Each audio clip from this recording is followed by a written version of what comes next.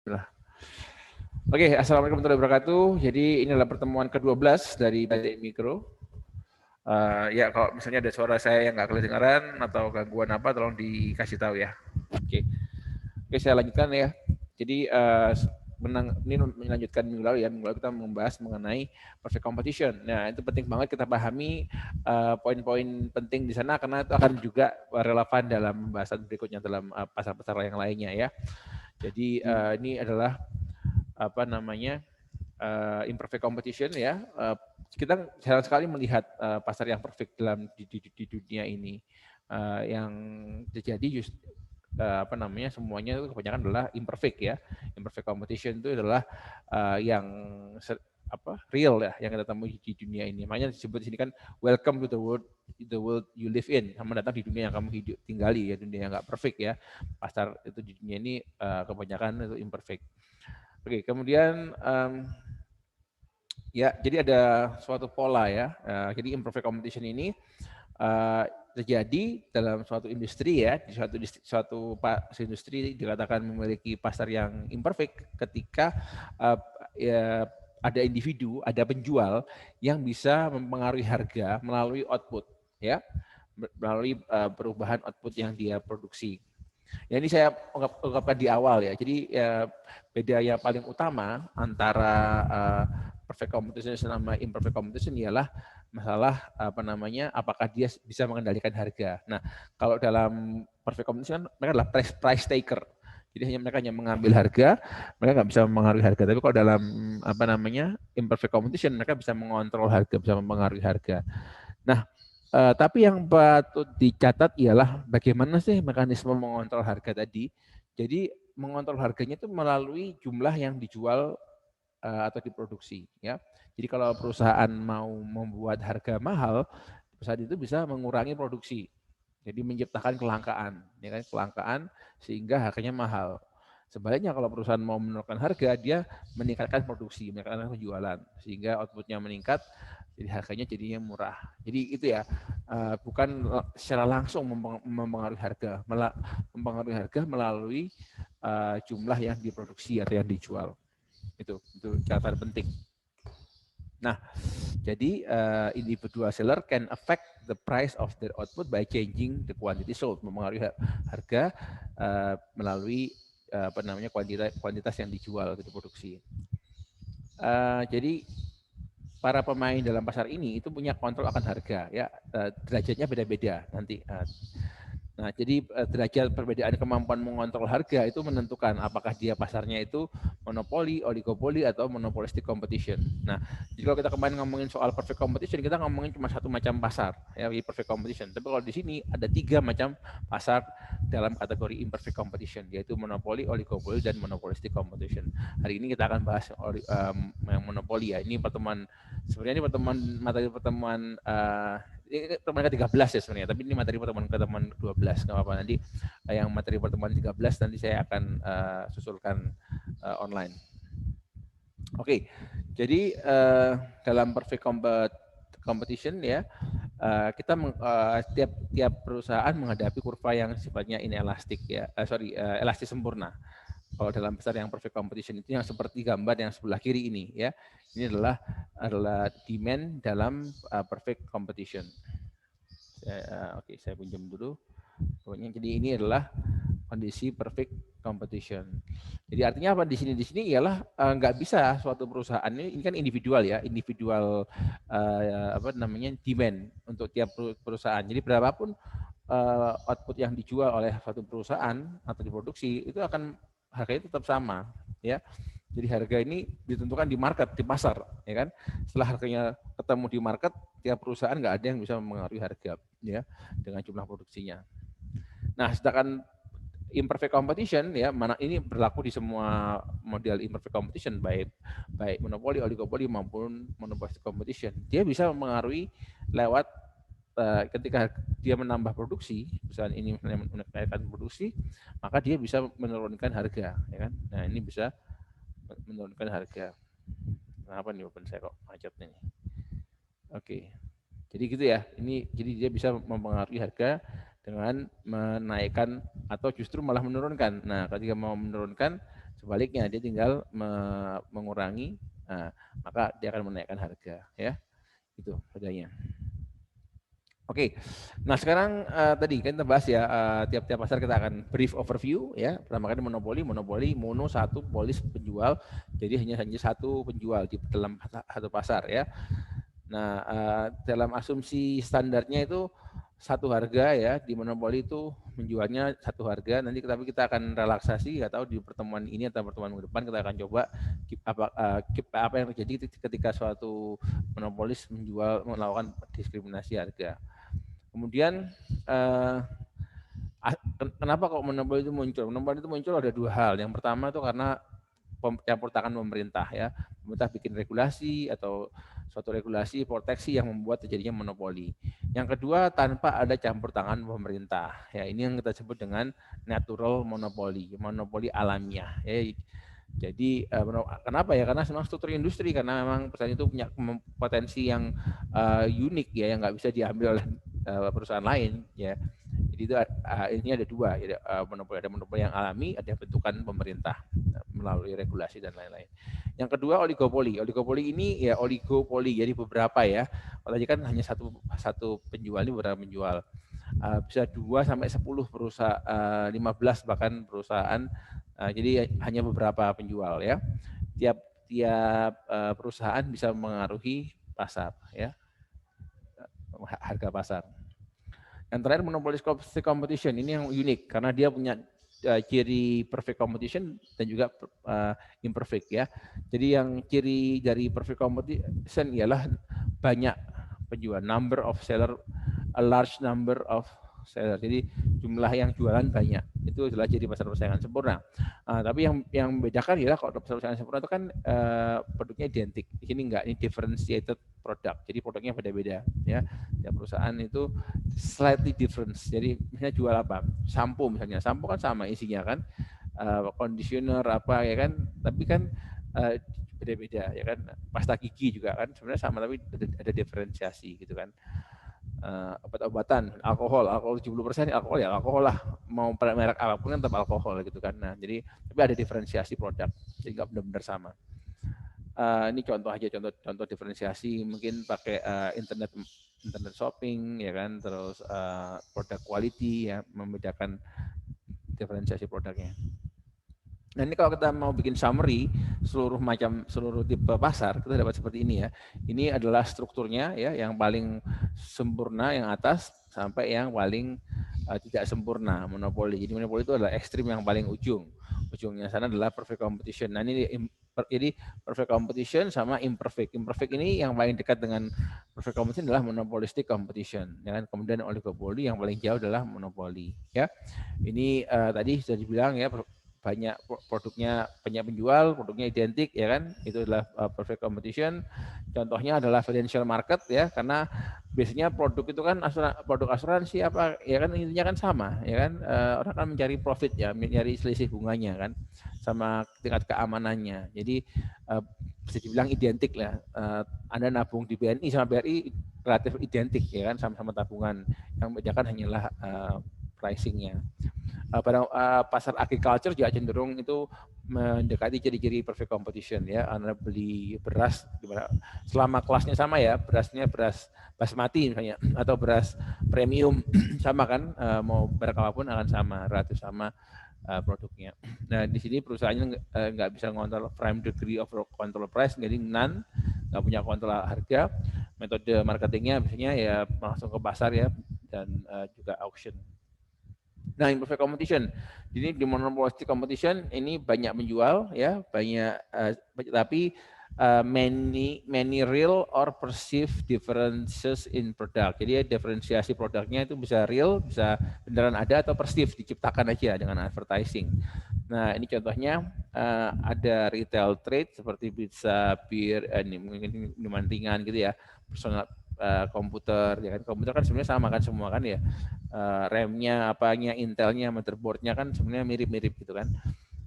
Terus kontrol akan harga beberapa punya semacam kontrol akan harga ya.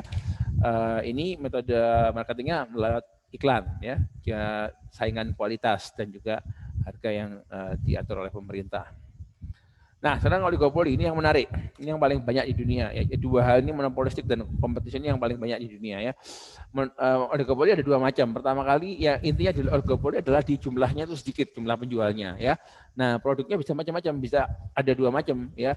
Bisa few producer, little or no difference in product, produknya relatif identik, atau yang kedua penjualnya sedikit tapi produknya terdiferensiasi ya. Jadi intinya nggak begitu penting apakah produknya itu identik atau terdiferensiasi. Yang penting ialah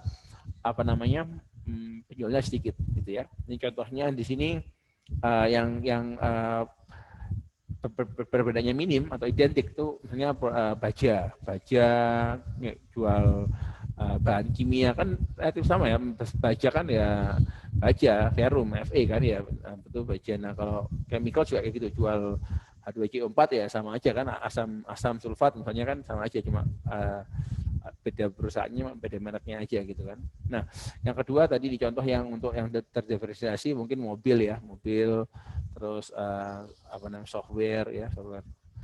Itu oligopoli, terus yang terakhir monopoli, ini yang kita bahas hari ini. Keputus ya tadi ya. Oke, saya share lagi. Screen saya lepas tadi. Oke, jadi kembali ke sini tadi ya. Jadi tadi ini ini yang pasar monopoli, single producer ya, penjualnya tunggal, nggak ada substitusi yang dekat. Contohnya nih franchise monopoli seperti monopoli ya pemerintah gitu ya, kayak listrik, air kan kita PDAM, PLN itu kan jadi monopolis ya. Terus ada juga paten drugs yang obat-obat yang dipatenkan pemerintah. Nah, di sini kontrolnya lumayan besar ya. Ini juga ada advertising juga sebagai metode marketingnya. Oke, sekarang apa sumber dari ketidaksempurnaan pasar? Sumber yang utama ialah masalah biaya, cost ya. Jadi suatu industri bisa punya beberapa penjual ketika ada suatu economies of large scale production ya, ada suatu level produksi yang skala besar yang signifikan ya, dan juga decreasing cost. Jadi artinya tuh semakin besar outputnya, ongkosnya semakin murah ya. Nah, kalau pasarnya seperti itu, bahwa biaya produksi untuk mencapai efisiensi butuh skala produksi yang besar, sedangkan pasarnya nggak terlalu besar jumlah konsumennya. Akibatnya ya mau nggak mau harus monopoli. Ini yang paling kanan ya, ini adalah natural monopoly ya. Jadi di dalam natural monopoly ini seperti ini. Yang di C ini ya, ini C ini kita lihat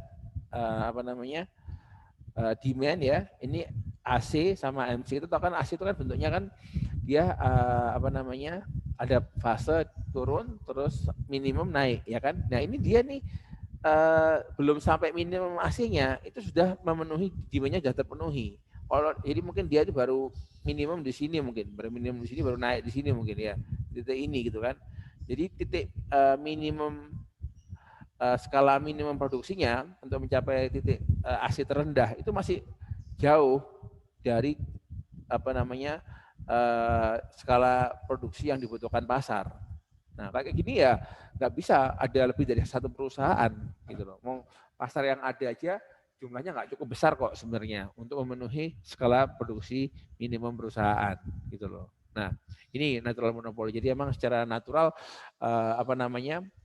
dia jadi monopolis gitu loh. Nah, yang kedua nih oligopoli. Nah, kalau sini lihat oligopoli, nah, kalau di sini sekarang kurva AC-nya ya mencapai minimum ya kan, terus dia naik ke sini ya kan. Nah, perusahaan yang rasional akan berproduksi stop di sini di AC di titik AC minimum. Karena kalau memproduksi lebih besar daripada AC itu cost-nya akan naik ya. Berarti sedangkan ini satu perusahaan ya. Perusahaan ini akan memproduksi sebesar ini ya kan. Karena ini adalah skala usaha minimumnya. Kalau mau lebih besar, dia akan naik cost-nya rugi, nggak efisien. Kalau di bawah ini bisa masih lebih rendah average cost-nya kalau ditambah produksinya. Akibatnya bisa ada gap nih. Gap-nya jangan diwarna biar kelihatannya. Gap-nya sebesar ini. Nah, ini gap-nya. Nah, ini gap nih.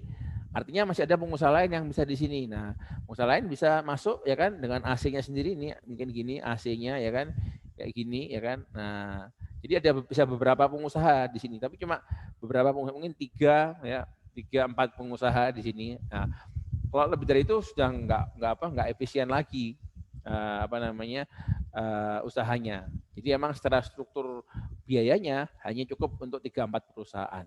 Itu bentuk oligopoli. Jadi karena kalau kayak gini bentuknya itu adalah oligopoli ya, seperti ini oligopoli. Nah, kemudian yang terakhir adalah perfect competition. Nah, perfect competition ini kayak gini. Jadi untuk mencapai cost minimum itu kecil ya. Dengan produksi yang kecil aja udah sampai apa namanya minimum AC. Artinya banyak nih perusahaan di sini yang bisa ikut berkontribusi banyak sekali ya. Jadi seperti ini. Nah, seperti ini adalah AC minimumnya ya kan. Seperti itu. Nah, ya, jadi emang apa namanya pasarnya besar ya, demand-nya besar dan untuk mencapai cost minimum itu cuma butuh tingkat level produksi atau skala usaha yang kecil ya, yang nggak terlalu besar sehingga bisa banyak perusahaan bisa masuk apa namanya mengisi kebutuhan pasar ya. Itu sumber dari market imperfection karena cost ya. Kalau seperti ini maka monopoli terjadi karena itu adalah sifatnya natural monopoli ya. Kayak baja misalnya, baja juga gitu, butuh skala produksi yang besar, kayak apa PLN juga listrik gitu. Itu kalau nggak besar skala produksinya bisa rugi gitu loh. Jadi memang nggak efisien untuk ada beberapa perusahaan yang apa namanya mengisi pasar itu.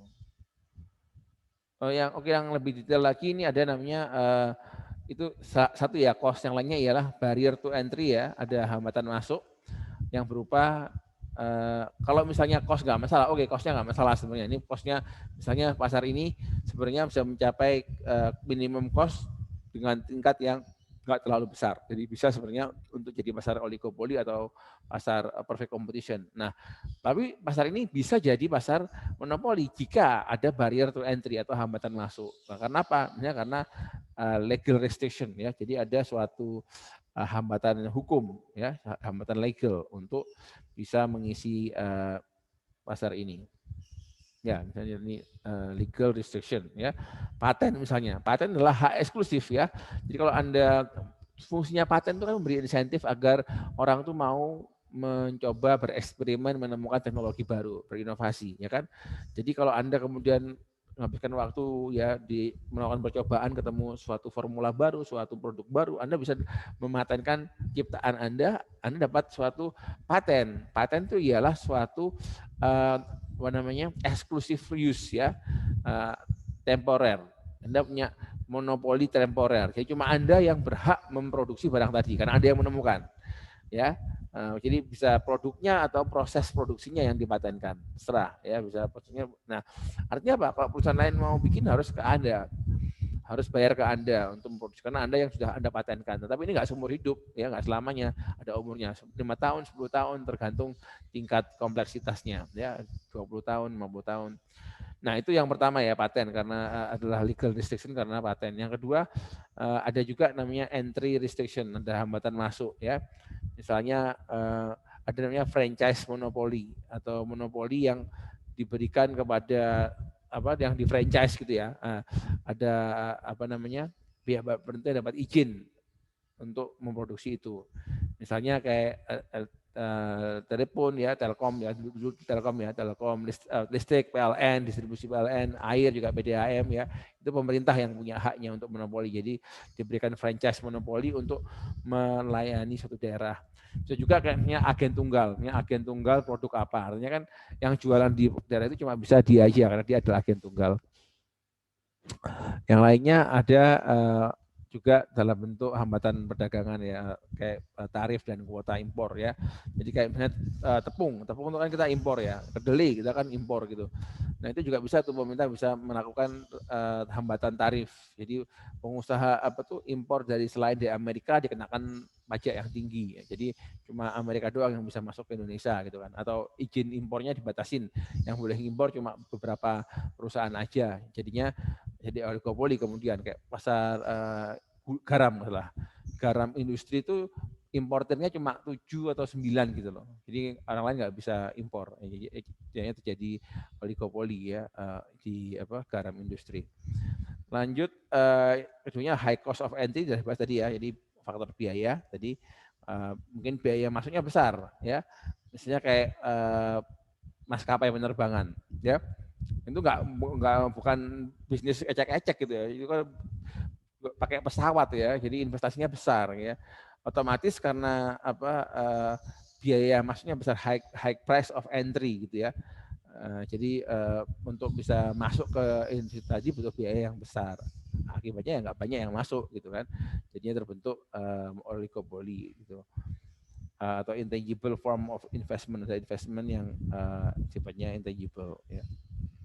Oke, terus ada juga barrier to entry yang lain adalah dalam bentuk advertising ya, advertising atau product differentiation ya. Advertising bisa menciptakan product awareness dan loyalty terhadap brand tertentu. Yang paling kuat itu, yang paling fokus itu adalah soal Indomie. Indomie itu kan brand yang kuat ya. Itu kan pernah ditantang sama mie sedap gitu. Dia habis-habisan tuh masuk ngambil paksa pasarnya Indomie karena Indomie sudah duluan ya, dan juga advertisingnya kuat. Jadi dia susah untuk ditembus. Dan kemudian yang satu ya dengan advertising, yang satu dengan diferensiasi produk. Jadi ini diferensiasi produk adalah cara untuk menyetop pemain. Ya, misalnya ya Indomie bisa menciptakan dulu apa sih keunggulannya mie sedap ialah dia punya kremes-kremes tuh kan, ada kayak semacam crispy yang ditaburkan itu kan. Kayak itu apa? Itu kan produk kan. Indomie bisa sebenarnya menciptakan produk varian seperti itu gitu loh. Ya, jadi dia mencegah apa sih peluang kompetitor bisa menawarkan produk yang seperti ini yang ada kremes-kremesnya atau produk yang pop mie gitu disiram air langsung siap. Dia ciptakan aja varian produk-produknya, divariasi sehingga kalau banyak varian produknya menutup celah buat pesaing. Nah, pesaing mau masuk, wah kan dia duluan bikin ini gitu loh. Jadi itu bisa variasi produk itu adalah satu strategi yang dilakukan untuk mencegah kompetitor ya, itu adalah barrier to entry ya kan. Jangan sampai ada peluang celah pasar yang nggak dipenuhi gitu. Ada mie rawon misalnya, mie rasa rawon misalnya gitu ya. Nah, ada orang yang mau masuk menawarkan mie rasa rawon misalnya. Nah, Indomie bisa mencegah sebelum ada, daripada masuk kompetitor, ya udah aku bikin aja duluan varian rasa Indomie rawon seperti itu. Nah, itu adalah bentuk product variation untuk sebagai barrier hambatan masuk untuk pesaing lain. Itu ya, itu gambaran umum mengenai imperfect competition. Jadi itu berlaku dalam secara umum. Nah, sekarang kita akan bahas satu tipe pasarnya, yaitu monopoli ya. Di monopoli tadi ada satu penjual ya, nggak ada satu produsen atau satu penjual, dan nggak ada substitusi yang dekat dengan produk tadi, punya market power ya, punya kemampuan untuk mempengaruhi market price ya dari produk yang dia jual. Dan kalau di competitive firm itu nggak punya market power ya. Market power itu kuasa pasar, kuasa akan harga ya. Terus ini muncul karena adanya barrier to entry ya. Kalau perusahaan lain nggak bisa masuk ke dalam pasar untuk bersaing sama dia, ada hambatan masuk, ada pagernya gitu. Barrier to entry. Ada 3 barrier to entry ya. Yang pertama monopoli resource ya. Ada sumber daya kunci yang unik yang hanya dimiliki oleh perusahaan ini. Contohnya adalah Beers ya, aku nggak tahu bacanya Beers. Ini adalah perusahaan perhiasan ya, berlian. Ya, Beers ini dia menguasai hampir semua tambang berlian di dunia. Gimana mau bersaing sama perusahaan ini? Dia pengusaha dia perusahaan yang penjualan berlian, diamond untuk perhiasan, tapi dia juga menguasai hilirnya. Jadi tambang-tambang berlian di dunia ini pada dikuasai sama perusahaan ini ya. Jadi akhirnya dia menjadi monopolis dong ya kan, single firm owns a key resource. Jadi memiliki sumber daya, memonopoli sumber daya ini. Jadi yang lain nggak bisa ikut bersaing karena monopoli sumber daya ini. Yang kedua, government regulation. Regulasi sudah bahas tadi ya. Jadi pemerintah memberikan izin buat satu perusahaan secara eksklusif ya, exclusive right, hak eksklusif untuk memproduksi barang dan jasa tertentu ya. Misalnya melalui paten ya. Pemerintah, kalau kamu punya temuan, produk kamu patenkan, pemerintah ini kamu tak kasih hak untuk memonopoli, ya. Artinya kalau ada orang lain yang mau produksi nggak boleh, ilegal. Harus, kalaupun mau harus bayar royalti dulu ke pemilik paten. Itu adalah monopoli yang terbentuk karena regulasi pemerintah.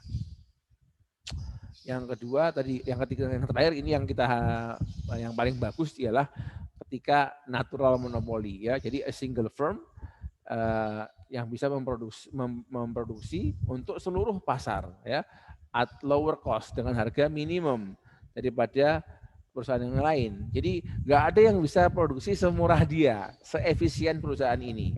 Akibatnya karena dia memang jago, ya, jago, dia punya kemampuan produksi yang istimewa sehingga dia bisa produksi yang murah. Nggak ada perusahaan lain yang bisa produksi lebih murah daripada dia. Sehingga kemudian ya, nggak ada yang berani produksi, jadinya dia jadi pengusaha tunggal. Jadi single firm dapat memproduksi untuk seluruh pasar, jadi dia punya kapasitas produksi yang besar untuk memenuhi pasar, semua kebutuhan pasar dengan biaya yang murah daripada biaya yang bisa diproduksi oleh perusahaan lain. Ya, jadi natural, monopolinya natural. Emang dia menjadi monopolis karena emang punya potensi, punya kompetensi gitu, punya struktur biaya yang efisien gitu. Ini contohnya ini apa nih? Listrik, ya. Jadi listrik, semakin besar produksi perusahaan, ya kan, biaya produksi per unitnya, average cost-nya semakin murah, ya kan. Jadi ketika dia misalnya di sini kan, kalau perusahaan lain masuk ke pasar kan harus ngerebut pasarnya kan, pasti nggak bisa sebesar 100.000, mungkin cuma 500 mesin. Perusahaan lain yang mau masuk misalnya, ada perusahaan lain yang mau masuk ke pasar ini, dia nggak bisa paling segini, ya. Akibatnya apa? Akibatnya kalau dia nggak bisa besar skala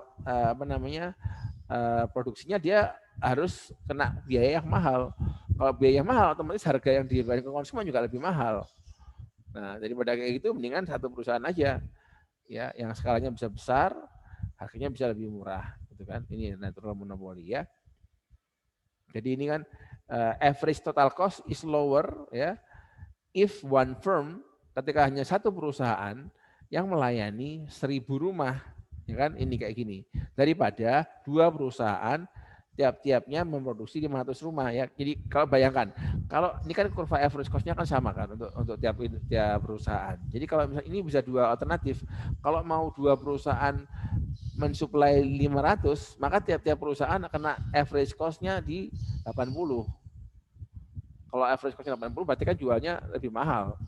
Ini atau minimal 80 supaya nggak rugi gitu kan. Tapi kalau hanya satu perusahaan memproduksi 1.000 unit, average cost-nya jadinya 50. Nah, berarti kalau jualnya ya bisa lebih murah kan daripada 80 tadi. Ya, lebih baik 1.000 unit tadi kebutuhan pasar diproduksi oleh satu perusahaan sehingga bisa mencapai cost-nya, average cost-nya 550 daripada dua perusahaan 500 jadinya 80 nanti average cost-nya gitu, ya. Itu natural monopoly. Ini guys, tadi ya, ini jadi demand curve-nya bentuknya seperti ini, ya.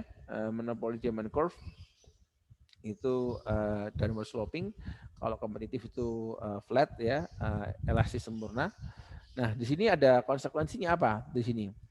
Jadi kalau di sini, ya kan, ada kaidah P sama dengan MR di sini, P sama dengan MR, ya kan? Oke, mungkin di remind dulu, P itu sama dengan AR. Ini adalah kaidah berlaku di semua pasar, ya. P sama dengan AR ini adalah kaidah berlaku di semua pasar. Artinya pasti sama dengan AR itu P adalah harga, ya kan? Ini berapa Pak? Harganya 200.000 misalnya gitu kan. Average revenue adalah pendapatan rata-rata. Kalau average cost adalah biaya rata-rata atau biaya per unit barang. Kalau average revenue pendapatan per unit barang. Nah, berapa pendapatan perusahaan dari barang ini? Ya kan, total revenue berapa dibagi sama jumlah produksi, ya kan? Berapa sih revenue per unit? Ya harga barang ini harganya 200.000. Kalau ini saya bayar 200.000, harga saya kan harga 200.000 ini adalah revenue buat perusahaan. Jadi makanya price itu akan selalu sama dengan average revenue, karena revenue per unit dari suatu barang ialah harga barang itu sendiri. Oke, ya.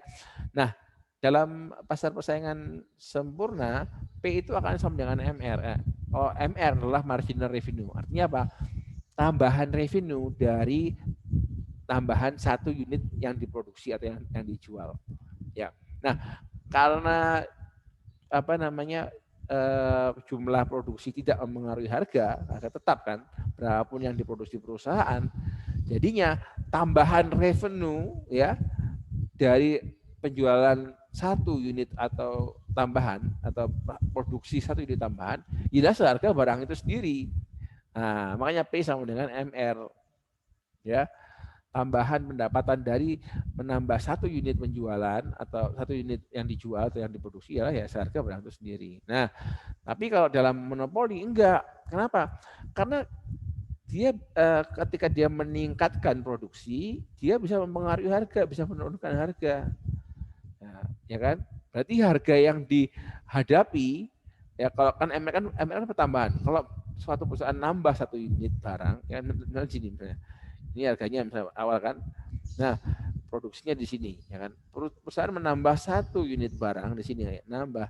Nah, maka ini akan ada harga baru yang lebih rendah daripada harga yang awal, ya kan. Ini satu ya, ini satu, ini dua ya. Ini P1, ini Q1 ya. Q1 ya. Kalau nambah satu unit lagi di Q2 ya, ini P2 ini beda sama P1. P2 tidak sama dengan P1. Ya. P2 lebih kecil daripada P1. Ya. Ya, karena itu nggak berlaku dalam pasar ini, nggak berlaku apa namanya P sama dengan MR, itu nggak berlaku di sini di pasar persaingan di oligopoli gitu kan. Seperti itu. Karena dia kalau meningkatkan produksi dia akan ada harga baru. Nah, bahkan yang jadi adalah P-nya akan lebih besar dari MR. Ingat, MR apa? MR adalah tambahan pendapatan dari tambahan pendapatan ketika perusahaan menambah satu unit produksi atau menjual satu unit tambahan barang. Nah, di sini kan ya berapa marginal revenue di sini? Marginal revenue di sini adalah MR ya sama dengan P2. Ya kan? P2 kan di sini. Kalau dia menambah yang namanya ini satu unit barang ya. P2. Nah, sedangkan P2 itu lebih kecil daripada P1 ya. Makanya P itu dalam pasar persaingan apa namanya oligopoli, P itu akan lebih besar daripada MR. P harga sekarang, harga saat ini P-nya akan lebih besar daripada MR ya. Itu jadi itu bedanya pasar persaingan monopolis dan pasar persaingan sempurna. Jadi P-nya lebih besar dari MR. Kalau di sini P sama dengan MR ya. Gitu. Nah, nih ilustrasinya ya. Ini ada tabel, ini adalah quantity 0 sampai 6, tambahnya satu unit. Terus ini harganya ya, dari 4,5 sampai apa namanya harga yang 1. Jadi ini harganya menurun ya, dari 4,5 ke 1,5. Ya ini kan kurva monopoli kan, semakin gede produksi, harga semakin murah ya kan, kurva demand-nya kan ini tadi. Kurva demand-nya ini ya kan, semakin besar produksi, harga semakin murah ya. Oke, sekarang kita lihat kita hitung TR-nya, total revenue-nya ya. Kalau produksinya 0, 4,0 ya 0 kan ya, 4 ke 1, 4 ya, ini perkalian aja, 0, 4, 7, 8, 9, 10, nah kayak gini kan, itu adalah TR-nya.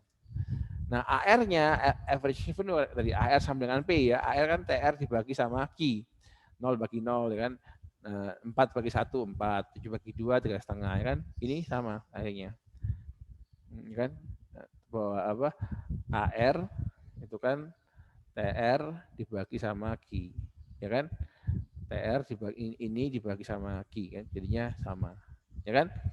Nah terus itu MR-nya, MR adalah delta kan, delta MR adalah rumusnya ya, delta TR dibagi sama delta Q. Nah delta Q-nya kan selalu 1, ini kan 4, 4 sama 0, 4 kan, 1 ya 4, 3,5 ini kan sorry TR ini ya, 4 sama 0, 4 bagi 1, 4. Ini 7 ke 4, 7 kurangi 4, 3. 3 bagi 1, 3. 9 sama apa? 7, 9 kurangi 7, 2. 2 bagi 1, 2. Ya kan? 10 kurangi 9, 1. 1 bagi 1, 1. Ya kan? Nah, ini MR-nya. 4, 3, 2, 1, dan seterusnya. Ya. Nah, kalau kita gambarkan dalam bentuk kurva seperti ini. Nah, sorry. Tak pindah lagi, ganggu. Oke ya, ini. Nah, ini kurva demand-nya tadi ya. P, harga P sama Q kan. Ini kan P, ini Q ya kan. Nah, ini P-nya. Terus ini MR-nya. Nah, kita lihat MR itu di bawah P, ya kan? Jadi makanya P itu lebih besar daripada MR untuk pasar inverse competition, monopoli, oligopoli seperti itu. P-nya lebih besar daripada MR-nya. Nah, sekarang kita lihat.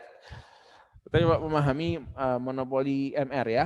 Jadi kalau Q meningkat itu punya 2 efek, yaitu efeknya pertama ke output, ini efeknya ke pendapatan ya. Jadi meningkatkan quantity itu punya 2 efek terhadap revenue, ya, total revenue.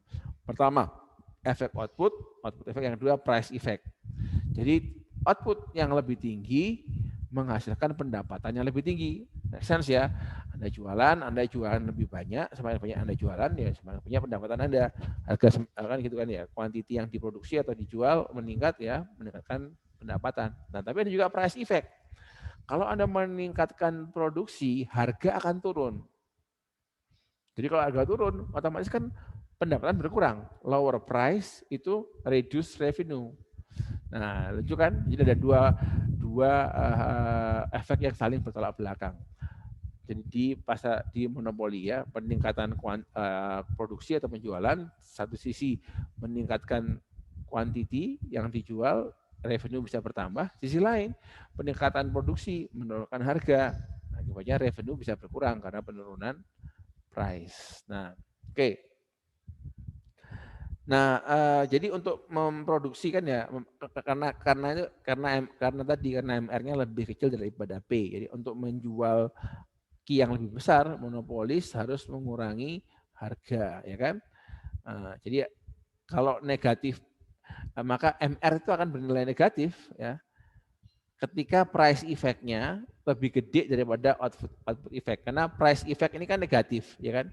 Ini negatif terhadap revenue, total revenue. Yang ini bersifat positif, ya kan? Positif terhadap TR. Nah, makanya kalau price effect yang negatif, sorry. Ya betul kan ya? Ya price effect negatif, output effect positif ya kan. Kalau price effect-nya itu lebih gede daripada output effect atau key effect, maka yang terjadi ialah negatif, MR-nya akan negatif jika price-nya. Oke, untuk bisa memahami ini dengan konkret ya kita mulai lagi ke diagram ini ya. Jadi ini ada kurva demand ya, demand sama dengan AR, ini kurva MR ya kan. Nah, kalau kita mau tahu kurva TR didapat dari P dikalikan Q. Jadi tiap ini ya berapa P-nya, P-nya sekian. Ini berapa Q-nya? Sekian dikalikan. Di sini berapa? Di level ini sama juga berapa P-nya, di sini berapa, Q-nya berapa dikalikan. Nah, kita dapat fungsi TR. Nah, kalau mau kita gambarkan seperti ini. Nah, ini adalah fungsi TR yang dapat dari TR sama dengan P dikalikan Q, di mana P dan Q-nya itu adalah titik-titik sepanjang kurva permintaan, kurva ini ya. Nah, ternyata kayak gini polanya. Jadi TR tuh kurva parabola ya, parabola yang putar balik. Jadi ada titik maksimumnya. Jadi dia ketika ini kan Q-nya kan output ya. Jadi TR itu fungsi dari output ya. TR itu total revenue fungsi dari output ya kan. Ini juga fungsi dari output kan, Q kan ya. Jadi kalau output bertambah, efeknya harga turun. Ya. Ini juga kalau di sini di TR outputnya bertambah, total revenue-nya naik, meningkat sampai ke titik ini.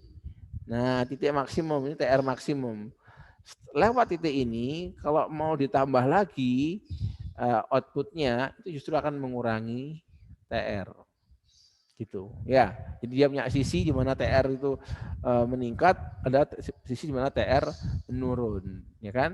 Nah kalau kita hubungkan sama kurva MR itu tadi kan ya setengahnya AR, jadi dia di sini. Nah jadi ini TR maksimum terjadi saat MR sama dengan 0. Ini kan ya. Jadi ini adalah zona di mana MR positif. Ini MR positif adalah zona ini zona MR positif. Di bawahnya zona MR negatif. Ya kan? Di sini adalah MR sama dengan 0. Nah, ketika MR sama dengan 0, TR-nya max ya. Ini TR maksimum saat MR sama dengan 0. Ya. Jadi seperti itu ya. Nah, ini kalau kita hubungkan sekarang sama elastisitas, kemudian sudah kita bahas ya, bahwa elastisitas itu ada dua, dalam satu kurva demand itu ada 3 macam elastisitas, ya kan? Jadi kalau kita tarik ya, di sini kan tengah-tengahnya kurva demand ya. Jadi ketika dia di sini, titik-titik sepanjang ini adalah saat demand-nya itu adalah elastis, ya kan? Sebaliknya kalau di sini adalah zona dia inelastis, ya kan? Nah, apa pelajarannya? Saat zona elastis, penurunan harga yang terjadi karena peningkatan output. Jadi kalau seseorang itu meningkatkan output yang berakibat pada penurunan harga, itu ya peningkatan output itu akan menaikkan total revenue saat zona elastis. Ya, jadi kalau barang Anda itu sifatnya elastis, penurunan harga itu akan meningkatkan total revenue. Sebaliknya kalau zona yang ini elastis, Anda mau turunin harga, ya kan? Di mana harga diturunin itu melalui peningkatan produksi, itu akan membuat total revenue-nya turun.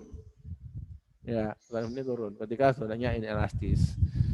Ya kan? Karena inelastis artinya kalau Anda nurunin harga, jumlah persentase penurunan harga Anda akan lebih kecil daripada peningkatan pembelian. Nah, di zona ini sebaliknya, kalau Anda mengurangi produksi, maka TR-nya justru akan naik, ya, naik TR-nya. Dari sini kan naik ke atas. Kalau ketika Anda mengurangi produksi, nah, mengurangi produksi itu kan efeknya ialah peningkatan harga. Jadi kalau harga dinaikin, justru total revenue-nya bertambah, ya kan? Karena inelastis. Jadi konsumen itu nggak peka dengan perubahan harga. Persentase kenaikan persentase konsumen yang hilang karena kenaikan harga lebih kecil daripada peningkatan harga yang Anda lakukan pada barang Anda tadi. Akibatnya TR-nya meningkat. Ya ini ringkasannya ya. Ketika demand-nya elastis, persentase perubahan kuantiti lebih besar daripada persentase perubahan price. Jadi harga yang lebih tinggi akan menyebabkan TR naik. Ini zona MR positif. Kalau inelastis ya, persentase perubahan kuantiti lebih kecil daripada persentase perubahan harga. Kalau higher quantity ya, higher quantity menurunkan TR ya, higher kuantitasnya dinaikkan justru akan bikin TR-nya turun, kalau ini TR-nya naik ya, jadi MR di zona negatif. Kalau unitary sama aja ya, ini kan sama dengan 1 sama ini enggak, TR-nya enggak berubah, MR sama dengan 0 ya. Itu ya. Nah, sekarang kita ngomongin soal, itu kan kurva TR-nya, kita ngomongin soal maksimisasi profit ya. Profit itu kaidahnya kan udah dibahas ya di minggu lalu ya, MR sama dengan MC. Ini adalah kaidah profit maksimum, ya kan? Jadi ini digunakan untuk menentukan berapa sih tingkat produksi atau penjualan yang akan memaksimumkan profit. Itu di MR sama dengan MC. Saya nggak jelasin lagi ya, karena dibahas di minggu lalu, saya lihat lagi. Oke, jadi ini ya, kita kasih ilustrasinya, maksimisasi profit. Jadi MR sama dengan MC ini berlaku kaidah maksimisasi profit di semua pasar. Cuma kalau di pasar persaingan sempurna, karena P sama dengan MR ya, ini hanya maka apa tuh kondisi maksimum profitnya MR sama dengan MC, ya kan, maka P sama dengan MC. Ya ini khususon di pasar persaingan sempurna. Karena P sama dengan MR. Nah ini khusus di persaingan sempurna. Tapi kalau MR sama dengan MC ini berlaku di semua pasar. Kalau P sama dengan MR itu hanya di pasar persaingan sempurna. Karena P sama dengan MR, maka P sama dengan MC. Ini pasar persaingan sempurna. Oke ya, kembali lagi ke sini. Ini ada apa? Kurva demand ya. MR itu ingat demand sama dengan AR ya. MR di bawahnya demand, di bawah price, dan kemudian ada kurva MC, marginal cost, increasing ya. Maka kaidah maksimisasi profit terjadi ketika MR sama dengan MC. Maka cari perpotongan MR sama dengan MC. Ini adalah saat MR sama dengan MC. Nah, ketika kita menemukan titik ini, yang kita cari adalah key-nya. Profit maximizing key. Nah, yang kita cari key-nya. Tarik ke bawah, ini kan quantity, ini kan cost and revenue. Jadi pada saat MR sama dengan MC berapa key-nya? Oh ketemu, oh ini loh key-nya. Nah key ini yang kita cari. Ini adalah profit maximizing output. Jadi kalau misalnya mau dapat output profit yang maksimum harus menjual atau berproduksi di sebesar key ini. Nah oke, kemudian kita jual harga berapa? Di quantity segitu. Nah, kita mau tahu jual harga berapa, kita harus next ke nyari harganya. Gimana cari harganya? Ya cari kurva harga. Ingat, demand itu sama dengan kurva demand-nya, ya kan? Tarik ke atas, ketemu kurva demand, ya demand itu sama dengan AR, ya kan? Sama dengan P kan, kurva price kan, ya. Ke atas, ketemu kurva demand, tarik, oh ini loh P-nya. Nah, ini. Jadi ini jualnya sekian. Jadi kalau mau profit maksimum, produksi sebesar ini dengan harga jual sebesar ini. Gitu ya. Nah itu kemudian itu ketemu key dan P-nya ya, yang akan memaksimalkan profit. Ya. Lanjut. Nah sekarang berapa besar profitnya? Nah oke, profit itu ada dua komponen. Ada komponen revenue sama cost. Ya kan? Di sini sudah ada komponen revenue. Di mana Pak? Ya ada AR kan. AR itu adalah pendapatan per unit barang. Ya kan? Nah, kalau kita butuh udah tahu pendapatan per unit barang, kita tahu butuh sekarang berapa cost per unit barang. Nah, cost per unit barang adalah average cost. Ya kan? Total cost berapa dibagi jumlah output yang diproduksi. Jadi berapa sih cost per unit barang. Nah, kita perlu karena sudah AC-nya. Nah, ini adalah kurva AC-nya, average total cost. Ya kan? TC adalah average total cost adalah total cost dibagi sama output yang diproduksi, ya kan? Jadi ATC ada juga bilang AC, enggak tanpa T sama aja ya. Oke, sekarang jadi kita mau tahu profitnya. Profit kita butuh dua, butuh info dari FAR sama AC ini ya. Tadi sudah kita ketemukan P-nya sekian, ya kan? Q-nya sekian. Nah, pada saat Q sekian ini, ya, berapa ongkos produksi pada saat Q sama dengan ini? Ya, cari aja pada saat Q sekian ini berapa sih nilai cost per unitnya? Cari ke sini, ketemu di sini. Nah, ini P ini adalah pendapatan per unit, ya kan? Harga adalah pendapatan per unit.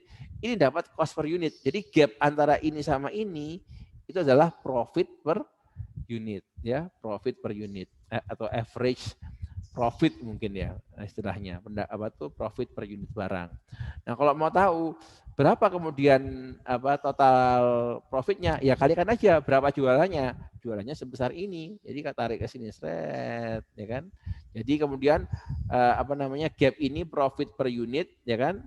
Dikalikan sama harga. Quantity. Nah, quantity-nya kan sesuai dengan ini panjangnya ini tuh kan panjangnya quantity toh. Ini kan panjangnya quantity. Panjangnya ini kan ini kan. Jadi ini quantity dikalikan sama ini gap ini profit per unit. Maka segi 4 ini adalah besarnya profit buat perusahaan. Ya. Maka P dikurangi ATC, ini kan gap ini P dikurangi sama ATC, ya kan dikalikan sama Q sama ini, kalikan sama ini. Dapatlah segi 4 itu, ya. Sebagai itu total profitnya perusahaan sebesar itu tadi, sebesar P dikurangi ATC dikalikan quantity ini total profit maksimum, ya, yang didapat oleh perusahaan. Kenapa kok tahu itu maksimum? Karena dia Q-nya adalah Q maksimum. Ini Q saat MR sama dengan MC. Artinya Q di tempat lain akan lebih kecil pasti profitnya dibandingkan Q di sini. Baik yang Q yang lebih besar maupun Q yang lebih kecil akan menghasilkan profit yang lebih sedikit daripada ini. Ya, jadi cara lain untuk mendapatkan profit ya dengan TR min TC, ya kan? Profit adalah TR min TC. TR total revenue didapat dari P kalikan Q, berapa harganya kalikan jual lakunya berapa. Barangnya biro per unit barangnya 10.000, laku biro laku 100, 10.000 kalikan 100, ya kan? Jadi dapatnya 1 juta gitu kan ya. Nah, ini dikurangi sama total cost. Gimana cara ngitung total cost? Berapa biaya per unitnya kalikan berapa payungnya berapa, ya kan, berapa produksinya, ya. Jadinya itu P kalikan Q dikalikan sama dikurangi sama biaya per unit kalikan total produksi, ya. Jadi atau P dikurangi AC kalikan Q, ya. Jadi maksimum profit akan terjadi, ya, ketika outputnya pada level saat MR sama dengan MC, ya, gitu. Nah, oke, sekarang apa yang terjadi ketika MR nggak sama dengan MC, ya? Oke, tadi kita kan sudah lihat bahwa MR itu sifatnya seperti ini. MR itu sifatnya turun, ya. Jadi MR itu punya sifat, bentar ya, MR itu punya sifat, mana tadi yang kosongan? Nggak ada yang kosongannya. MR itu punya sifat downward sloping, MC itu naik, ya. Jadi MR itu ini MR. MR itu seperti ini quantity, ya kan. Semakin besar produksi, ya, MR-nya akan turun. Kalau MC kebalikannya, MC itu ke atas, MC itu gini. Ya, semakin besar produksi, dia akan cenderung naik. Marginal cost-nya akan naik, ya. Jadi quantity bertambah, MC naik, quantity bertambah, MR turun, ya. Ini kan ya, MR quantity bertambah, MR-nya turun, ya kan. Quantity bertambah, MC naik, ya kan. Seperti itu. Nah, apa yang terjadi ketika di luar MR sama dengan MC, ya? Ini ada juga ini quantity ya, 0, 1 sampai 8, ya. Ini harganya semakin lama semakin turun, ya kan. Ini karena ini adalah fungsi apa tuh monopolis, ya. Downward sloping, ya. Kalau quantity semakin besar, harga semakin turun. Ini total revenue perkalian ini 200 kali ini dikalikan ini, ya kan. Ini kalikan ini dan seterusnya. TR ini TC-nya, total cost-nya, ini profit-nya. Ya, profit adalah TR dikurangi TC-nya, negatif kan, negatif, ini dikurangi ini positif. Nah, ini maksimum. Kalau di sebelum ini dia 200, ya kan, lebih kecil, setelah ini juga lebih kecil, ya kan. MR adalah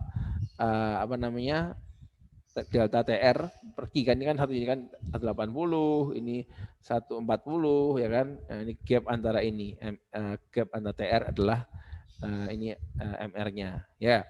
Ini MC-nya, marginal cost-nya dari sini, ya kan. Ini kurangi ini berarti 30, ya kan. Ini dikurangi ini 25 dan seterusnya, ya. Nah, jadi jadi ini kita tadi kan ini quantity naik terus kan, di sini coba ganti warna biar kelihatan. Ini saya ganti terus warna. Ini kan quantity naik terus, quantity-nya naik terus, ya. MR-nya dengan quantity yang semakin besar, MR-nya semakin kecil turun, ya kan. Dari 180 jadi minus 100, ya. MC dengan quantity yang semakin banyak, tambah mahal ini MR-nya, ya. 30 jadi 100, meningkat ya kan. Nah, gitu. Jadi kalau kuantitinya meningkat, MR-nya itu turun, tambahan pendapatannya turun, pertambahan 1 unit, tambahan cost-nya naik, ya kan? Seperti itu. Nah, makanya ini adalah zona di mana MR lebih besar daripada MC ini, kan? MR-nya 80, MC-nya sebesar ini. dan seterusnya kan ya. Nah, kalau di sini di setelah ini zonanya adalah MC-nya ini zona di mana MR-nya lebih besar daripada MC. Di zona di bawahnya MC-nya yang lebih besar daripada MC-nya lebih daripada MR. Ya, artinya apa? Kalau MR lebih besar dari MC, berarti kan MR dikurangi sama ini kebesaran gambarnya. Sorry. Bentar. Jadi kalau misalnya MR lebih besar daripada MC, apa artinya? Artinya itu ialah MR ya kalau dikurangi sama MC itu akan positif. Negatif ya, sorry. Kalau negatif kan kebalikannya. Karena ini zona di mana MR sama dengan MC itu berarti kalau MR dikurangi sama MC itu akan positif, ya kan?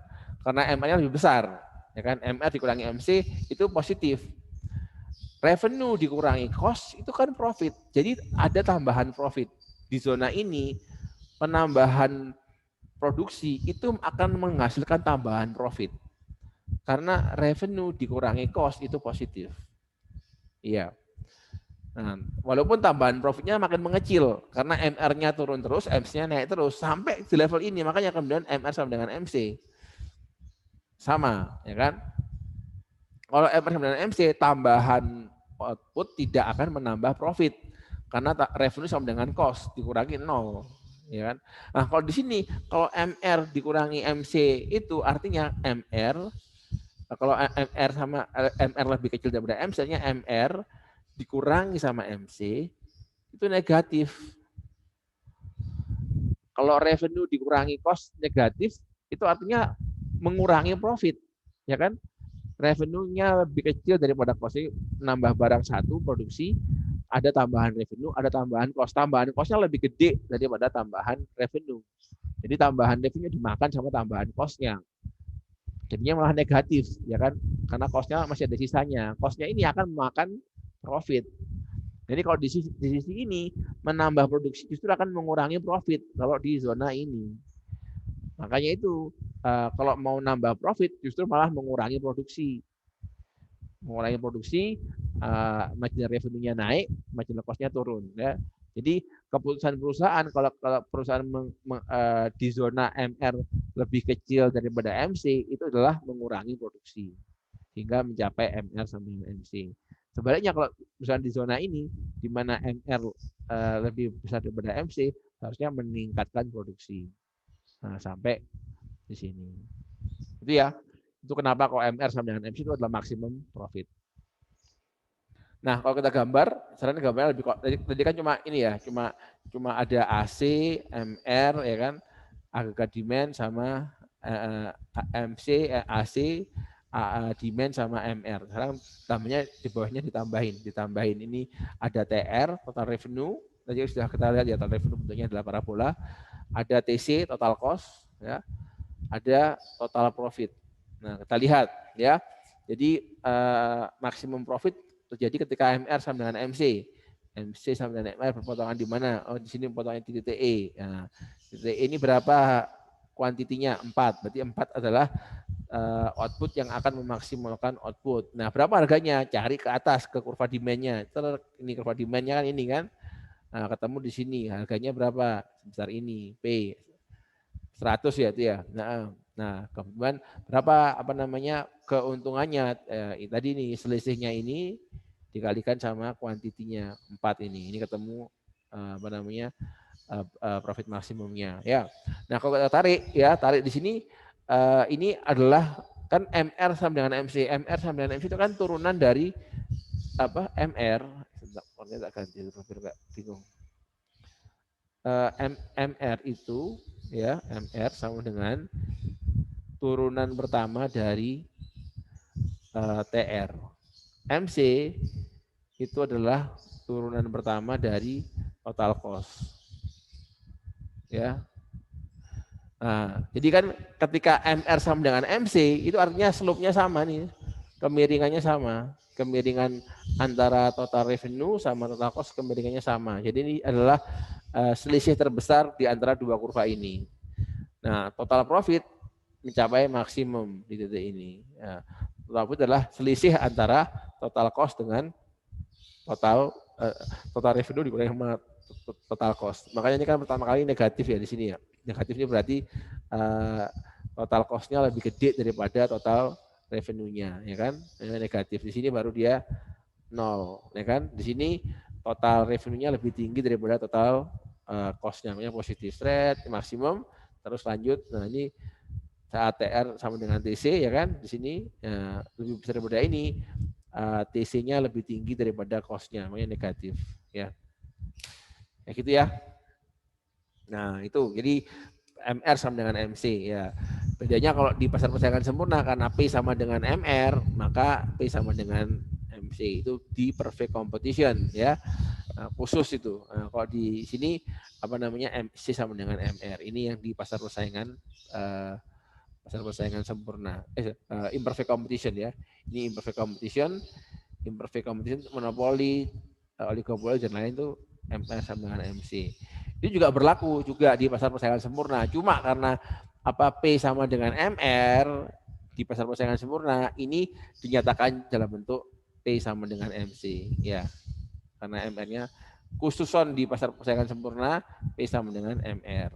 Ini khusus ya. Kalau di sini P lebih besar dari MR di pasar persaingan monopoli, oligopoli dan oligopolistik. Oke. Sedikit lagi ya. Oke, sekarang kita bahas soal supply curve. Nah, kalau di persaingan sempurna, supply curve-nya itu adalah kurva MC kan. Nah, kalau di monopoli nggak punya supply curve, ya kan? Karena kalau dalam pasar persaingan apa namanya monopoli sempurna, P itu kan taken as given, ya. Jadi kita kan kalau di PP punya kurva MC gini kan ya. MC ini ada kurva AC. Nah, ini harga ditentukan oleh market ya. Jadi harga sekian atau P sekian perusahaan akan produksi sebesar ini. Kalau harganya sekian perusahaan akan sebesar ini. MC kan karena P sama dengan MC ya kan. Ini adalah kaidah maksimisasi profit dalam pasar persaingan sempurna. Karena ini makanya kemudian titik-titik ini dijadikan kurva supply. MC itu sama dengan kurva supply curve di pasar persaingan sempurna karena P sama dengan MC, di mana MR itu adalah sama dengan P, ya kan? Oops, sorry. Nah, tapi kalau pasar persaingan di sini nggak berlaku, ya, nggak berlaku seperti itu. Karena apa? Sebentar nih. Jadi nggak berlaku karena dia dalam pasar persaingan sempurna dia itu ini masih share screen nggak? Oh, kehilangan soalnya. Ya, oke. Jadi pasar persaingan sempurna P sama dengan MC ya. Nah, kalau di sini di monopoli karena dia price maker P-nya nggak tergantung sama key-nya tidak terpengaruh sama P. Kalau di pasar persaingan kan P-nya sekian, maka key-nya sekian. Jadi key-nya, kuantitinya didrive oleh P, ya kan? Kalau dalam monopoli dia price maker, dia yang bikin harga. Maka apa namanya? Key-nya, kuantitinya itu nggak tergantung. Key-nya does not depend, nggak tergantung sama P-nya. Ya. Kalau tadi kan key-nya dipengaruhi sama P-nya kan, P-nya ditentukan oleh pasar, perusahaan menentukan berproduksi di key berapa berdasarkan P yang ditentukan oleh pasar. Kalau pasar sempurna enggak, key-nya enggak tergantung sama P. Key dan P dalam pasar monopoli ditentukan secara bersama-sama oleh MC, MR, dan kurva demand. Ya kan? MC, MR ketemu, tarik ke bawah, ketemu kuantitinya. Kuantiti yang akan memaksimalkan profit. Berapa P-nya? P-nya tarik ke atas ke kurva demand. Ya kan? Jadi kita perlu 3 kurva kayak ini tadi kan. 3 kurva untuk menentukan P dan Q. Ya kan? Nah ini 3 kurva ini. Jadi P dan Q ditentukan oleh MR, demand, dan C.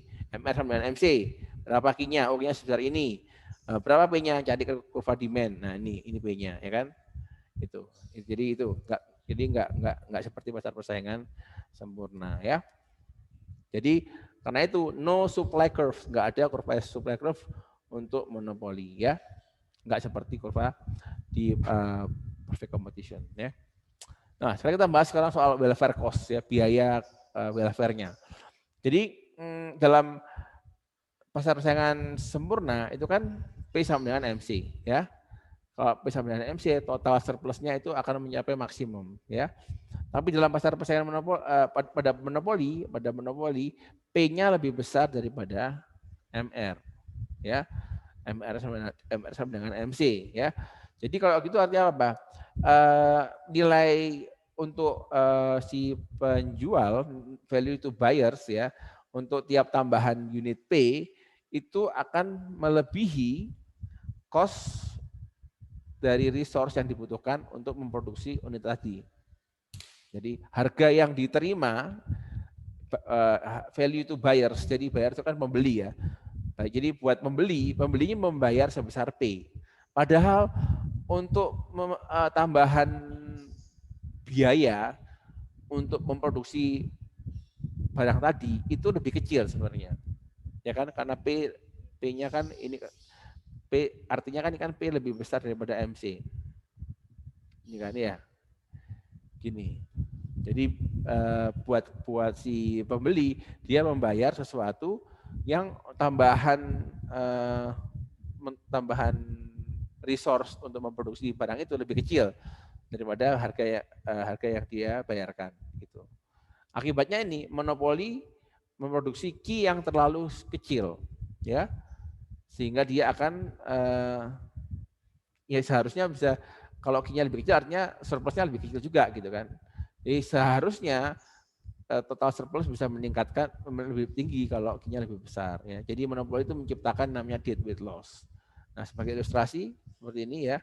Jadi ini kalau dalam equilibrium itu kan ini karena P sama dengan MC kan, P sama dengan MC. Di mana P ini ingat, P itu adalah P itu sama dengan AR ya, sama dengan kurva demand ya. Kurva demand itu kurva P sebenarnya. Ya. Pada ini ya kan P sama dengan MC, ya kan price-nya sama dengan marginal cost-nya, ya kan P sama dengan MC. Ya, itu adalah harga di competitive market. P sama dengan MC. Ya, key-nya sebesar ini, key-nya sebesar ini. Nah, kalau di monopoli, jadi ini di sini total surplus maximize kalau di sini ya. Kalau di monopoli itu kan kita MR sama dengan MC. Ya, MR sama dengan MC di titik ini kan, maka kuantiti yang diproduksi sebesar ini, ya kan? Berapa harganya? Harganya sebesar ini. Ya, maka kita lihat apa yang terjadi di sini. Ternyata monopoli menghasilkan kuantiti yang lebih sedikit daripada pasar perfect competition dan harga yang lebih mahal, ya kan? Ini kan apa namanya harganya si apa namanya perfect competition tadi ya, P sama dengan harganya perfect competition tadi juga di situ, harganya itu di sini. Harganya perfect competition ialah di sini, ini kan ya. Nah, ini harganya PC. Perfect competition kan di sini. P sama dengan MC kan di sini. Ya. Nah, jadi harganya di sini, kuantiti di sini. Jadi monopoli menghasilkan output yang lebih sedikit dan harga yang lebih mahal, ini kan? Ini harganya di sini, ini harga kompetitif, ini harga monopoli lebih mahal. Sudah jumlahnya lebih sedikit, harganya lebih mahal. Nah itu kenapa kok pasar monopoli dan pasar imperfect itu nggak efisien, ya karena membuat masyarakat menerima barang yang lebih sedikit dan harga yang lebih mahal. Nah, ada lagi yang masalah yang lain, adanya deadweight loss atau surplus yang nggak ada yang ambil gitu loh. Jadi kan kalau tadi kan kalau pasar persaingan kompetitif ya itu ada yang consumer surplus besar ini kan, ini consumer surplus ya. Ada producer surplus di bawah ini kan, producer surplus sebesar di bawahnya ini kan. Nah, di bawah kurva ini kan, di bawah ini kan ya. Ini yang producer surplus, yang atasnya segitiga atasnya itu yang consumer surplus, ya kan? Ya, ini kan yang atasnya ini surplusnya konsumen, ya kan? Yang segitiga hitam itu produser, yang segitiga kuning itu consumer. Nah, tapi ketika di pasarnya si monopoli, kuantitinya sebesar ini, ya kan, maka ini harganya di sini harga yang baru. Nah, berarti harga sebesar ini surplus konsumennya berkurang, jadi cuma segitiga ini atas ini. Nah, ini surplusnya si konsumen, dari yang awalnya segitiga kuning menjadi segitiga biru muda ini, surplusnya si konsumen. Produsen, gimana surplusnya produsen? Produsennya di bawahnya kan berarti, ini di bawahnya berarti di sini. Nah, ini kita kasih warna lain ya biar kelihatan. Kasih warna apa ya? Kasih warna ungu aja ya, ungu ya ini. Ini surplusnya sih, karena harganya sebesar ini ya, bawahnya pasti kan ini. Nah, ini adalah surplusnya si monopolis yang warnanya ini. Nah, ini warnanya ungu nih. Nih, sini kan, ini kan harganya kan ya. Ini harganya tarik ke bawah ketemu kurva supply. Ya, ini berarti adalah surplusnya si monopolis. Nah, jadi yang atas yang hijau itu surplusnya si konsumen yang baru di pasar apa namanya? Monopolis. Yang atas yang warna hijau, biru muda itu adalah surplusnya konsumen. Yang trapesium di bawah warna apa namanya ungu itu adalah surplusnya produsen sisi monopolis. Nah, sekarang segitiganya kemana? Nah, segitiganya kemana? Ini adalah surplus yang hilang, yang tadinya ada ya di pasar persaingan sempurna, sekarang hilang. Yang atasnya ini punyanya konsumen, yang bawah punyanya produsen, hilang. Ada surplus yang hilang. Nah, dead weight loss itu artinya itu tadi kan ya, surplus yang hilang. Ya, karena apa namanya? Distorsi pasar ya. Ini contoh ya, contoh monopoli ialah soal paten ya. Jadi kalau patennya obat itu ya ada monopoli ya, ini type market for typical drug ya. Orang itu biasanya farmasi invest di penelitian menemukan obat baru, misalnya COVID ini ya, terus dipatenkan. Nah, paten dari produk baru memberikan temporary monopoly kepada peserta. Jadi penjualnya dapat hak paten, jadi dia memonopoli hak produksinya untuk berapa tahun ke depan, ya kan? Nah, setelah habis masa patennya, perusahaan lain boleh memproduksi, dan biasanya dia memproduksi dengan harga yang lebih murah. Nah, itulah yang disebut dengan obat generik, ya. Kenapa kok obat generik itu murah? Karena itu nggak bayar biaya R&D, ya kan? Jadi salah satu alasan kenapa kok, jadi kalau mau balance ya, kenapa sih kok perusahaan yang mematenkan barang itu kok seenaknya aja ngasih harga yang tinggi banget loh. Itu kan untuk mengkompensasi biaya risetnya dia, gitu kan. Dia riset selama dapat, dan sekarang dimonopoli sama dia untuk jadi biaya produksi ya. Jadi struktur biayanya apa namanya produsen farmasi itu nggak cuma biaya produksi, tapi juga biaya yang dihabiskan sama dia dalam jangka waktu memproduksi, menemukan obat yang tadi gitu loh. Ya, oh dia risetnya 5 tahun, ya udah berapa? 5 tahun habisnya sekian miliar, ya udah ditambahkan itu ke biaya produksi ya, untuk menutup apa namanya ongkos biaya produksi plus keuntungannya dia. Makanya mahal biaya produksi plus biaya R&D untuk mengcover penemuan obat itu plus profit. Nah, ketika udah patennya habis, perusahaan lain bisa produksi, perusahaan lain cuma komponen biayanya cuma komponen produksi plus profit doang, nggak ada komponen apa namanya R&D-nya. Makanya murah, makanya obat generik itu murah. Kualitasnya sama, jelas sama kok komposisi kimianya, cuma sekarang boleh diproduksi oleh perusahaan lain ya. Dan yang lucunya perusahaan yang paten itu biasanya walaupun sudah habis patennya dia nggak menurunkan harga ya, kan gitu, akhirnya tetap atau kalaupun berubah relatif sedikit. Oke, kita lihat ya. Jadi tadi kan perusahaan ini ketika pertama kali mematenkan produk, dia akan memilih ini MR sama dengan MC, ya, dia akan berproduksi di sini. QM itu Q monopolis, ya kan? Dia akan harganya akan sebesar ini, P monopolis, ya kan? Nah, setelah ketika patennya selesai, habis, ya, marketnya jadi kompetitif, ya. Jadi muncullah obat-obat, produsen obat-obat generik. Maka obat-obat generik tadi akan menjualnya di harga kompetitif, di harga P sama dengan MC, ya. Dan misalnya MC di sini, ya kan? P, ingat, kenapa kok di sini Pak? Karena kurva demand adalah kurva price, D itu sama dengan P, ya. Makanya di sini P sama dengan, ini kan MC kan? Ini MC kan? Ini MC nih, MC, ya. Nah, jadi ini kan ya, jadi P sama dengan MC, ya kan, di sini. Nah, ya kan kelihatan di sini bahwa P sama dengan MC, ya, ini kuantiti apa namanya? Kuantiti yang pasar kompetitif lebih besar, ya kan? Kuantiti pasar kompetitif menghasilkan jumlah yang lebih besar dengan harga yang lebih murah, ya kan? Jadi kan berarti kan PC itu di bawah PM. PC itu kompetitif, M itu monopolis, ya. Harga lebih murah, jumlah lebih banyak, ya.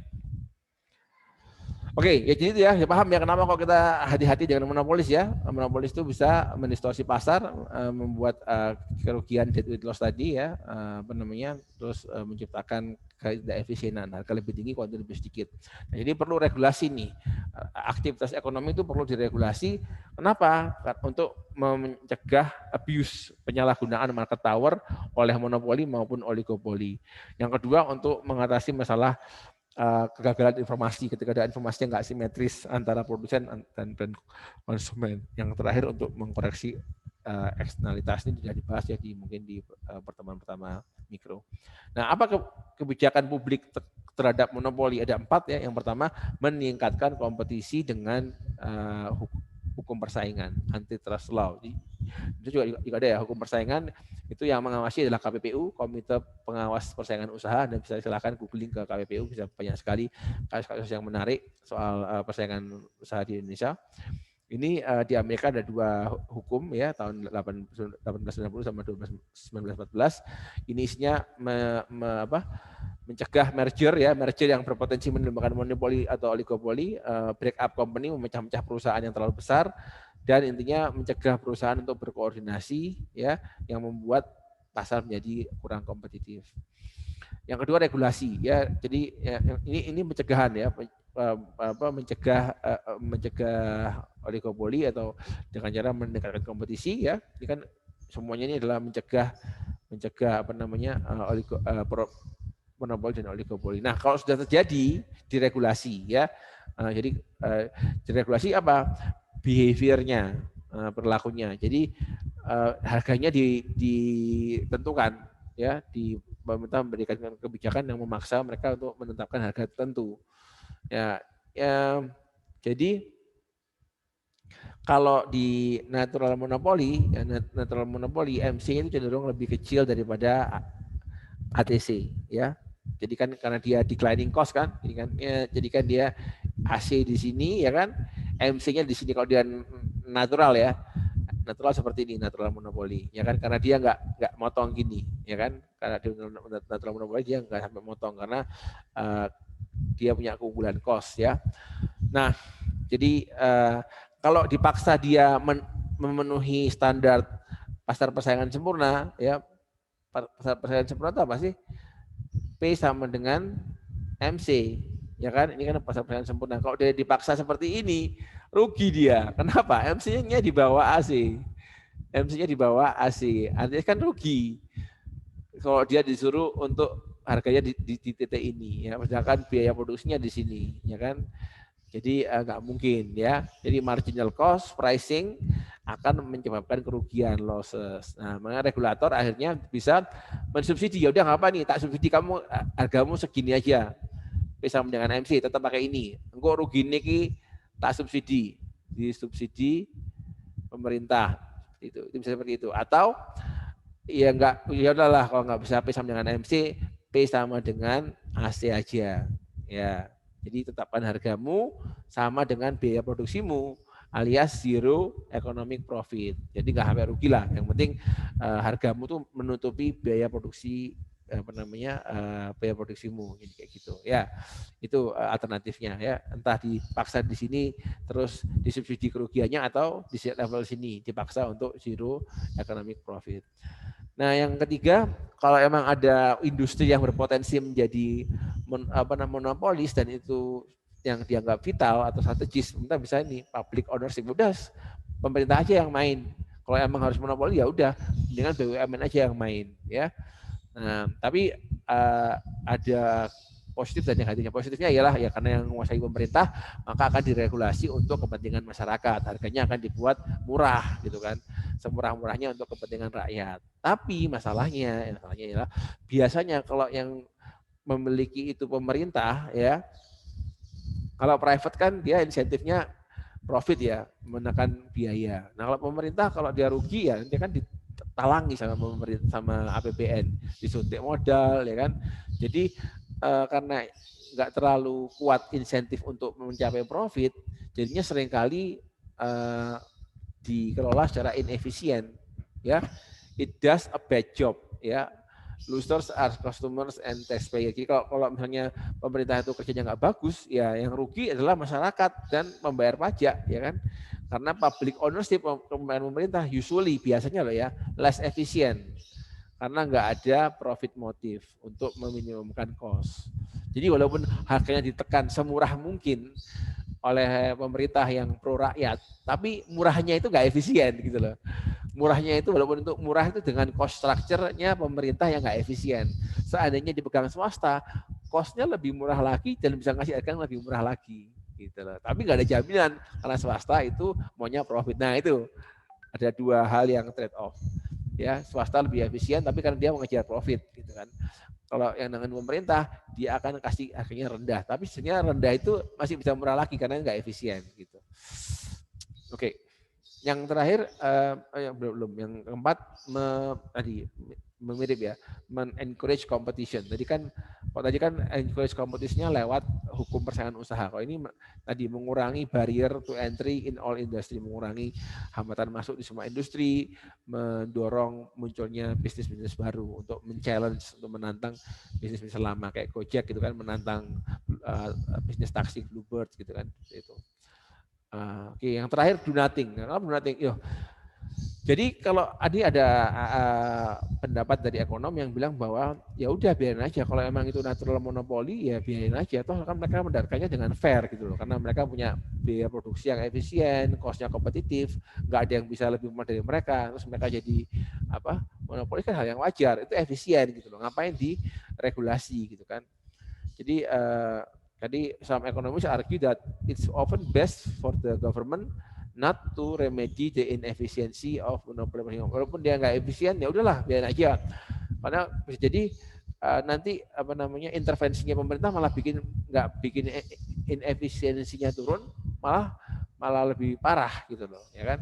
Jadi ini perlu menentukan dulu peran pemerintah itu seperti apa sih dalam perekonomian. Jadi perlu pertimbangan politik dan ekonomi gitu ya. Karena itu masalah mazhab juga.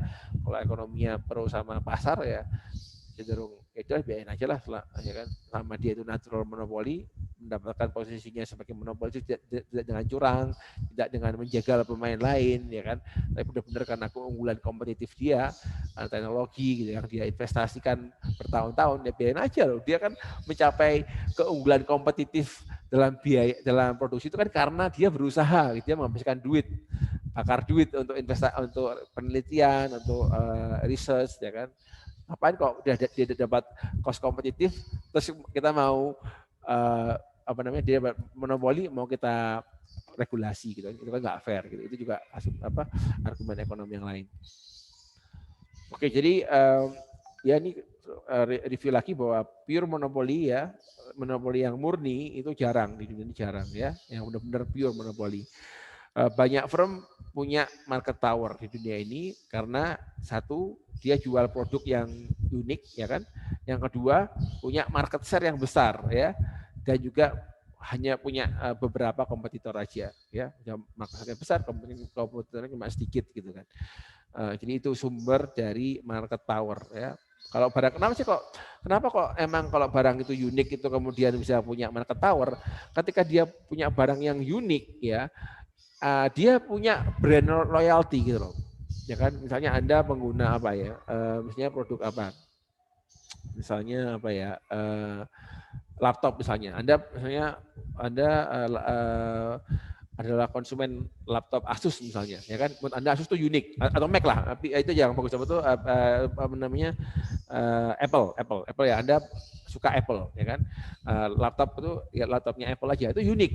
Buat Anda unik. Dan kalau semakin unik buat Anda nggak akan bisa membandingkan Apple dengan laptop yang lain. Ini Apple bukan sembarang laptop gitu loh.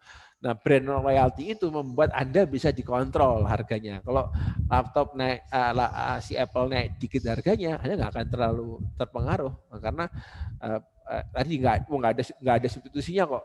Menurut saya Apple tuh nggak bisa disubstitusi sama Asus, sama HP ya. Apple is a different product gitu. Nah, karena brand loyalty Anda jadi inelastis gitu kan.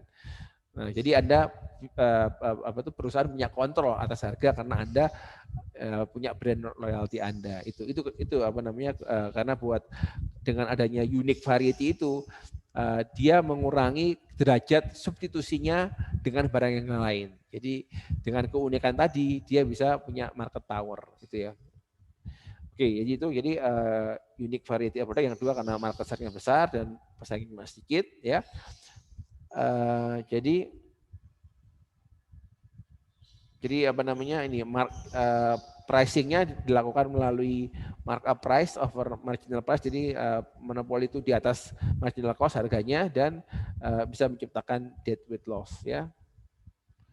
Oke, ini yang price discrimination saya bahas dalam pertemuan lain aja. Untuk pertemuan monopoli ini ada yang mau ditanyakan? Mungkin dari teman-teman?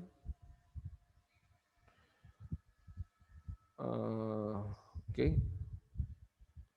Silakan kalau ada yang mau bertanya.